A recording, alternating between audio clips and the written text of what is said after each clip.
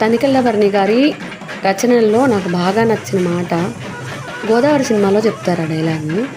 అది మనం కానీ జీవితంలో కానీ పాటిస్తే భార్యాభర్తలు అనేవాళ్ళు అంటే చిన్నదానికి పెద్దదానికి అన్నిటికి కొట్టుకోమేమో, చిన్నదానికి పెద్దదానికి అన్నిటికి విడిపోమేమో, కష్టాలు వచ్చేసాయని చెప్పి దూరం పెట్టరేమో అనిపిస్తుంది. కష్టాలు వచ్చినా మనం ఎదుర్కొంటాము అని అనిపిస్తుంది. గోదావరి సినిమాలో చెప్తారు మాట. రాముల వారి కథ మనకు ఏం చెప్తుంది అంటే కష్టాలు రాకూడదు, అన్ని సుఖాలే ఉండాలని కాదు, ఎన్ని కష్టాలు వచ్చినా మనకు ఒక తోడు ఉండాలి. రాముడికి సీతలా, సీతకి రాముడిలా ఆ కష్టాల్ని ఆనందంగా ఎదుర్కొని ఆదర్శవంతమైన జీవితం గడపాలి అని. ఈ మాట చిన్నదే కావచ్చు, కాకపోతే చాలా చాలా మంచి మాట, నాకు నచ్చిన మాట, మీకు నచ్చుతుందని అనుకుంటున్నాను.